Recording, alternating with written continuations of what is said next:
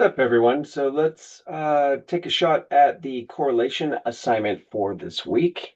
Scooting on down, you got a data file with some variables for students, sex, conscientiousness, GPA, and hours worked per week.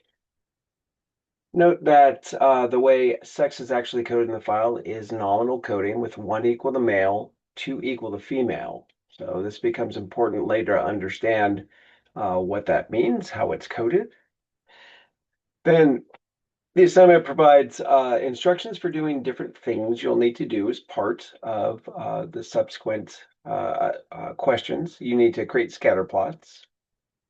So this tells you how to do that, and also make them APA format, which you have to do for the first one. How to calculate correlation coefficients. A big deal on that is making sure you pick one-tailed or two-tailed.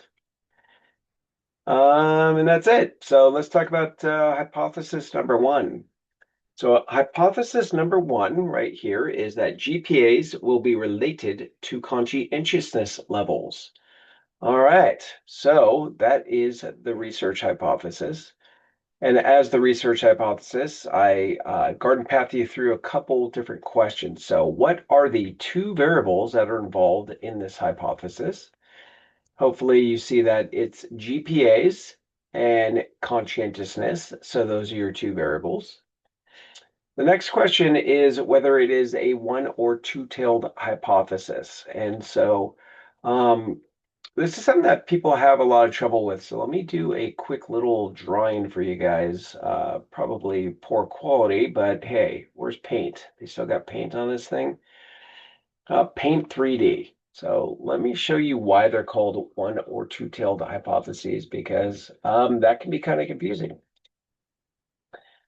So come on up, paint. Come on up. Man, this is taking a long time. Go. All right. So you know that R is used to represent a correlation coefficient.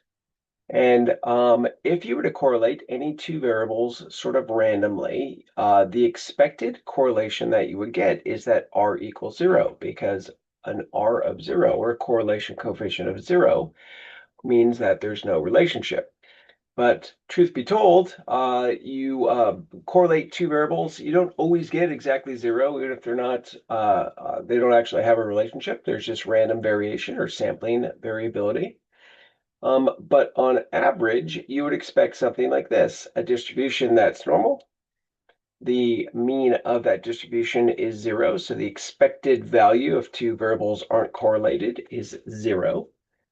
And remember, correlation coefficients can go from -1 to +1. Positive correlations mean that the variables move together. They go up together or down together. Negative correlations mean that the variables move in opposite directions. As one goes up, the other one goes down. So this particular hypothesis right here, GPAs will be related to conscientiousness levels. If you found something over here that is, as one variable goes up, the other one tends to go up, that would be a positive correlation. That would be consistent with the variables being related. You'd find that, yeah, they've got a relationship. As one goes up, the other one tends to go up. In addition, what if you found something over here, a negative correlation? So as one variable goes up, the other one tends to go down. That would also be a relationship. So it would show that GPAs are related to conscientiousness levels. That would be higher GPAs are associated with lower conscientiousness level. So with this particular hypothesis, you would be right whether you found a positive relationship or a negative relationship, if you found something in this tail or in this tail. The only place where you'd be wrong is if you found no relationship, that is, R is equal to 0. So the one-tailed ones are called one-tailed because you're picking, like, I expect a positive relationship or I expect a negative relationship. The two-tailed ones, in this case, are called two-tailed because you're correct if you get either tail for your correlation coefficient. So anyway, that is why this is two-tailed, because it just says, hey, these two things are related. Could be negatively, could be positively. The only thing we have to provide evidence against is that it's not zero. So it is indeed a two-tailed correlation hypothesis. All right, so let's fill in the blanks for a two-tailed hypothesis. Shows you right here. This is how you do it. So literally, all you got to do is copy.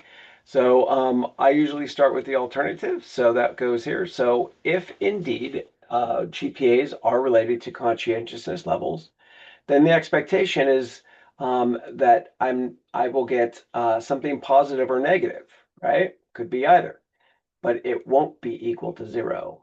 So as long as I'm not zero, I would be correct. Either there's a positive negative relationship or a positive relationship. So I'm just saying, look, it's not going to be zero, which means no correlation. So R null therefore becomes that R is equal to zero. That is, there's no relationship at all. This just says there's a relationship. This is how you write that as a two-tailed hypothesis. R will not be equal to zero, meaning it's something negative or something positive, but not zero. So based on the scatter plot, do the variables appear to be related as hypothesized? Well, uh, first of all, we got to make a scatter plot. So let's go over to SPSS and do that. That's graphs scatter. Simple. And in this case, it doesn't matter our two variables, conscientiousness and GPA. It doesn't matter whether which one's on X or Y. So I'm just going to do them in the order that they appear. Conscientiousness, GPA, click OK.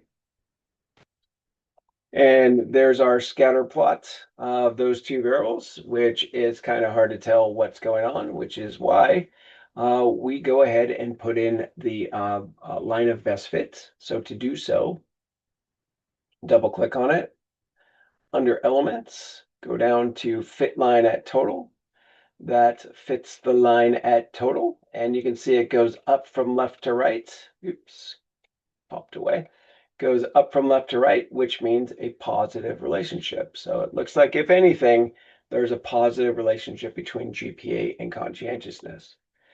So turns out later on, you'll be using this plot as part of your APA write-up, because if you go all the way to the bottom of the assignment, you'll see that you need to write up the results in APA format for hypothesis one. So I'm going to go ahead and make this thing APA compliant by following the directions that were printed above. So the things you got to do to make it APA compliant, it needs to start at zero. You want to get rid of this R squared up here. You want to get rid of this little equation on the line of best fit. And make sure these are actual words, which they are, and typically we get rid of grid lines too. So to do that, again, I'll double click on it. To add zero to this axis, I will double click on this axis. And I'll keep double clicking until it comes up. The tab you want is called scale. And for minimum, it currently is 30. We want to change that to 0. Click apply. And it's changed it to 0. Starts at 0. This one also, we want to start at 0. So I will double click on this particular axis. Instead of starting at 2, we want to start at 0. Hit apply. That also now starts at 0 and 0. And you can see the dots fall above and below the line of best fit. It's a little more obvious now. So we want to get rid of this little equation right here. So to do that, I'm going to double click on the line itself in the middle, which I didn't do. So let me click on it to select it. There we go. And then double click on it. And when you get this, what you want to do is get rid of attach label to line. Click apply. When I close this, you'll see it's gone. To get rid of this, turns out it's under options, hide legend, and it will actually make the plot wider when I get rid of that. And then finally, I want to get rid of these grid lines here. So that's also under options, hide grid lines. And that is your APA compliant scatter plot. And it definitely looks like a positive relationship now. So based on the scatter plots, going back to number 4, do the variables appear to be related as hypothesized? Yes, no. Well, basically, does indeed, this line does slope up from left to right, which we talked about in lecture, suggests a positive correlation. If it had been sloping down from left to right, we'd also say yes, it's consistent with the hypothesis, because the hypothesis was just that, hey, there's some sort of relationship between GPA and conscientiousness. This happens to suggest a positive one. So I guess the only case in which we'd be saying no for a two-tailed is if this thing was totally flat. There was just a no path, no relationship whatsoever. So yes. So what is the correlation coefficient? To get that, we go to Analyze, down to Correlate, bivariate. I'm going to put the two variables in the box on the right. And again, it doesn't really matter what order. If you read the instructions up above, tell you to do a couple things. One is you have to pick two-tailed or one-tailed, depending on the type of hypothesis that you have. We have, as we said, a two-tailed hypothesis, so that's the default. I'll leave that. I do suggest you click show only the lower triangle, just so there's less sort of noise on the correlation that it prints out. And then under options, you want to get the means and standard deviations because you need them for your APA write-up. Continue and OK. And of course, it puts it over here. There is our correlation between grade point average and conscientiousness levels. So let's go through the questions. So decision rules: to fully reject a two-tailed hypothesis, the only requirement is that sig two-tailed is less than 0.05. So find sig two-tailed for grade point average and conscientiousness. There it is. It's 0.040. So is 0.04 less than 0.05?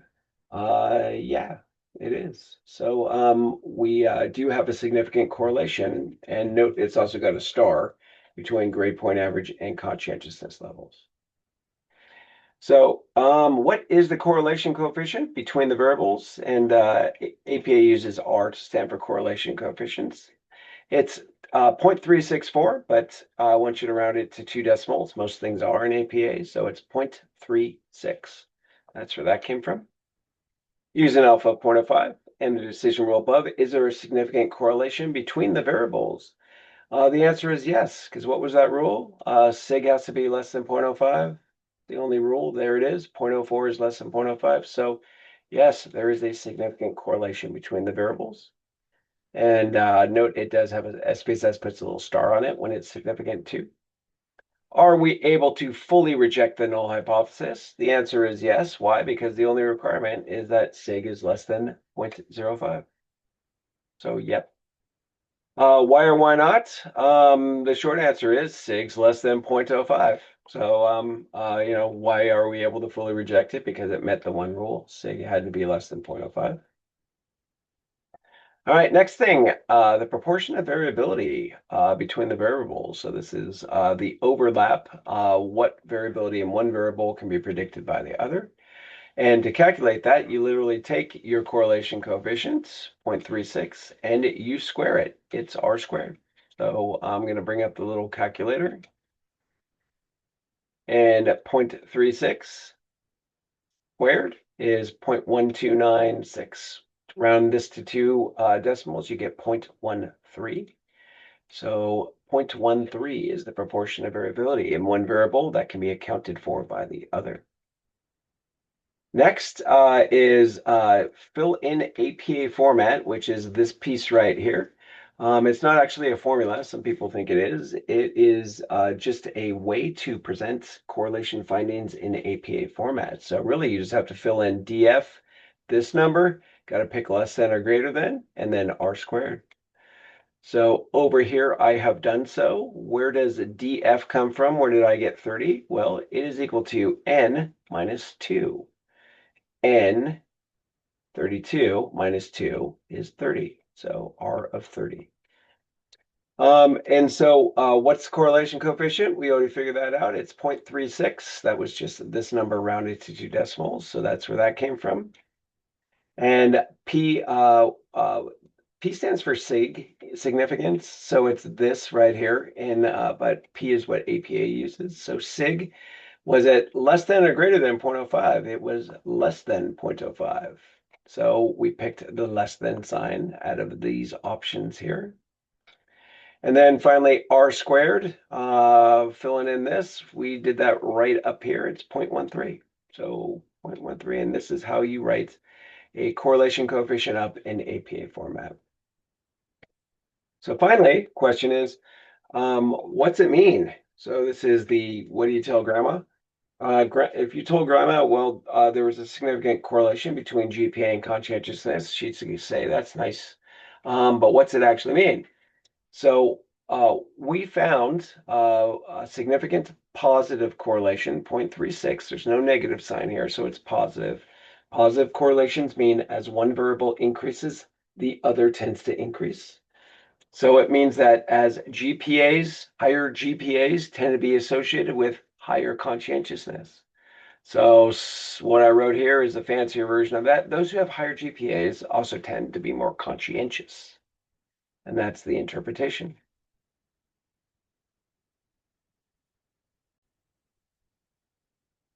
All right, so now let's take a look at hypothesis 2.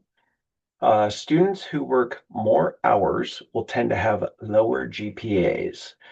So what are our two variables that are involved? Well, we've got hours worked and GPAs, these two right here, right?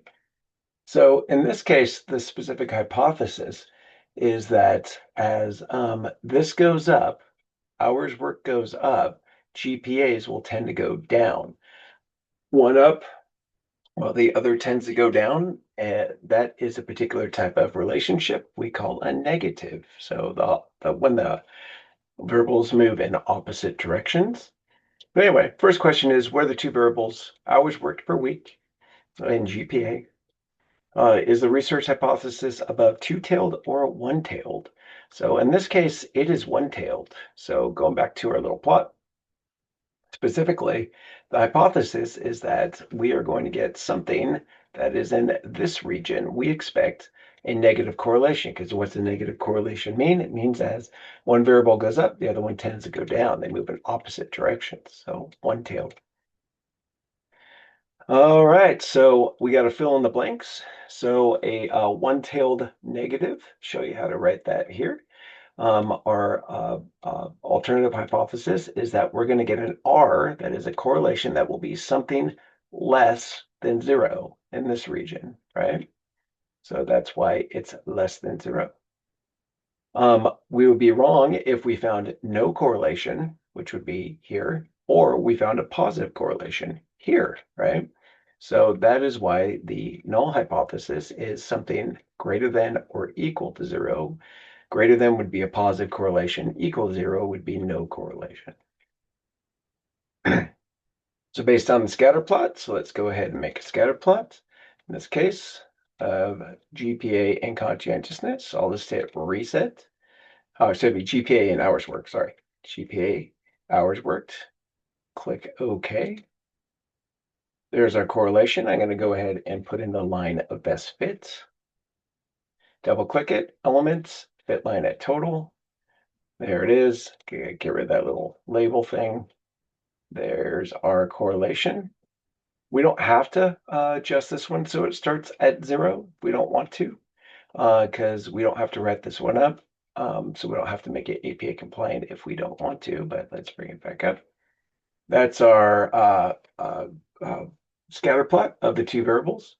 So again, the prediction is that we will find them negatively correlated, higher GPAs associated with lower hours worked, and vice versa.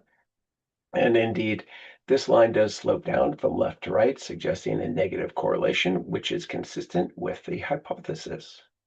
So yes. All right, so now we have to actually calculate the correlation coefficient, analyze correlate bivariate. I'm just going to hit reset again, throw in GPA and hours worked. I will go ahead and click that. Make sure you click one-tailed here. We have a one-tailed hypothesis, so we need to click one-tailed. I don't think we need means and standard deviations, but I'll get them anyway. All right, click OK. And here's what we get. We get a correlation coefficient of negative 0.077 or negative 0.08.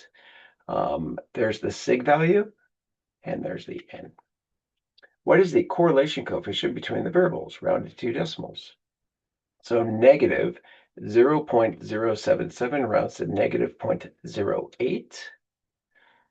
Using alpha of 0.5 and the decision rules above. So decision rules are to fully reject a one-tailed hypothesis, the requirements are the sig must be less than 0.05, one-tailed. Sig less than 0.05, no, it's not. So we're done. So we can't even say that is the case. So we don't even get to rule 2 here. Sig is not less than 0.05. So is there a significant correlation between the variables? No, that's what it means when your sig is not less than 0.05. What it means is essentially this is no correlation whatsoever. All right, so are you able to fully reject the null hypothesis? Nope, we would have had to reject, meet this requirement and have it be in the correct direction. And it does not meet this requirement. Sig is 0.337. It's not less than 0.05. So no again. Why or why not? Because our sig, one-tailed, was greater than 0.05. Note the greater than. What proportion of variability is accounted for by the relationship? That's just r squared again. So I'm going to go take our negative 0.08, 0.08, and you don't have to do a negative sign, but you can. You get 0.006. That would round to 0.01, 0.01. All right, so we got to fill this thing in again using the various parts. So this is just APA format. So we have an R, degrees of freedom is 30 because it's n minus 2, so 30. The correlation coefficient itself is equal to 0.08 negative, so negative 0.08. P was the sig less than or greater than 0.05. It was greater than 0.05, so we want the greater than sign right there. And then finally, r squared, we just calculated, is 0.01. So we filled that in. And that's APA format for reporting this. So what is the conclusion, the meaning of this, what we just did? Well, there was no significant correlation between GPAs and hours worked. The way to say that is actually name the variable. So you would say there's no relationship between hours worked and GPAs, or GPAs and hours worked aren't correlated, which does not support this hypothesis, right? We did not find students who work more hours tend to have lower GPAs. Even though this suggested it, it wasn't significant. On to hypothesis 3. Student sex will be related to conscientiousness levels. So this variable will be related to this variable. So this variable is special, right? Note that it's male and female are the 2 levels. If I turn off the little labels by clicking this, you can see they're actually 1s and 2s. 2 is female, 1 is male. So there's a variable called sex. It has 2 levels. 1s are male and 2s are females. And we're saying this is going to be related to this. So we're not saying males tend to have higher conscientiousness. We're not saying females tend to have lower conscientiousness or higher conscientiousness. We're just saying these 2 things are related. So hopefully that tells you it's likely to be 2-tailed as a hypothesis. So the 2 variables involved are sex and conscientiousness. Boom, boom. Is the research hypothesis above 2-tailed or 1-tailed? It is 2-tailed because, again, they're not calling the direction that sex is related to conscientiousness. They're just saying there'll be some sort of relationship. All right, how do we write those? Same as above. Our R will not be equal to 0. So that is our alternative. Our null is that R will be equal to 0. So there's our null. Based on the scatter plot, well, we don't have one, so let's go ahead and do a scatter plot. And I'll hit reset again. This time it's sex and conscientiousness. Click OK. These are really impossible to read without putting the line of best fit. So again, I will double click on it. Go to Elements, Fit Line at Total. Whoa, that looks way better. I'm going to turn the label off too. Apply, close. Okay, that looks like a Oops, there we go. Looks like nothing because it disappeared. There we go. That looks like a positive relationship, right? It slopes up from left to right. So do the variables appear to be related as hypothesized? Well, in this case, it could be a negative, could be a positive. We didn't predict which direction as long as it's not zero. So either sloping up or sloping down would have been consistent with this hypothesis. So the answer is yes.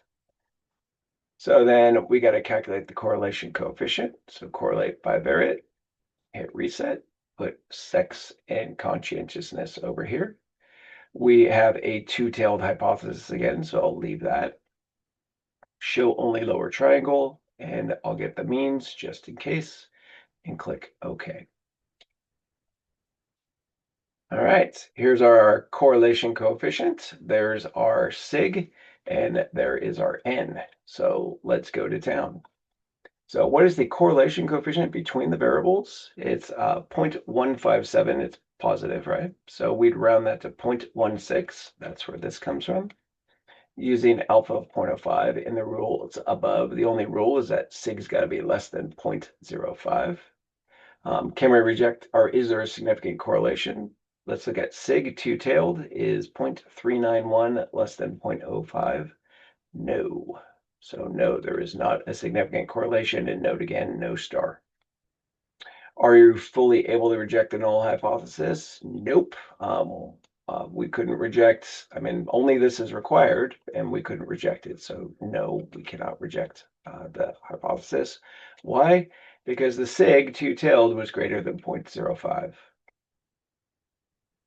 Let's calculate r squared again. It's 0.16.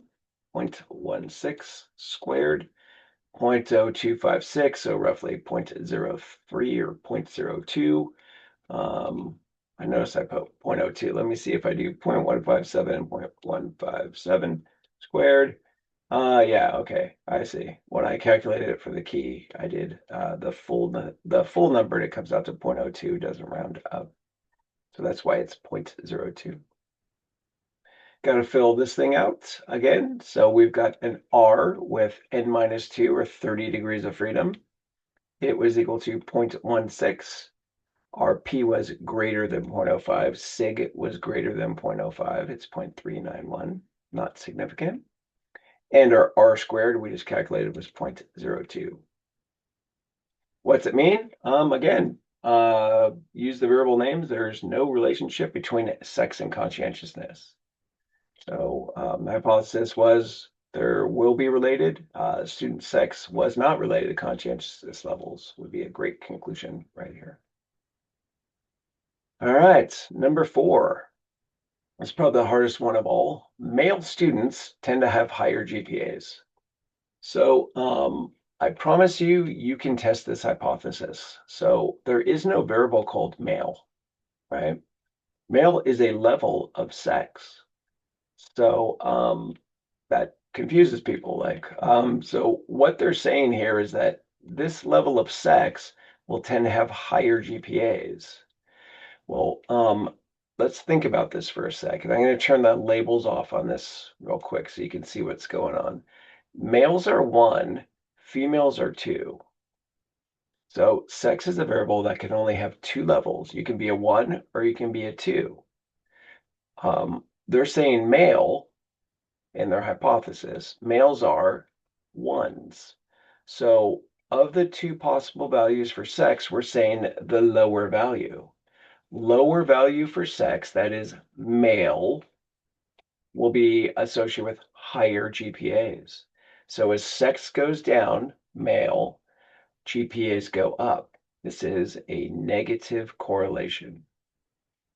So what are the 2 variables? It is sex and GPAs. So that's where that came from. It's one-tailed because we're predicting a negative correlation. That is, R will be in this region here.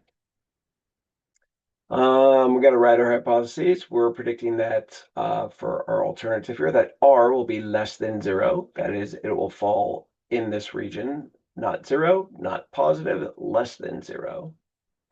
And then our null is all possibilities where we're wrong. Well, we'd be wrong if we got a 0 correlation. meaning no relationship. Or if we found the opposite, women tended to have higher GPAs. That'd be a positive relationship. Sex goes up, GPAs go up. So that's why greater than or less than, excuse me, greater than or equal to 0 is the null hypothesis. All right, let's calculate this. Correlate, bivariate, hit reset.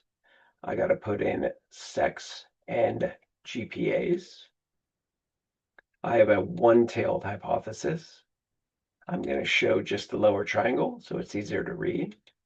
And I will get the means and standard deviations.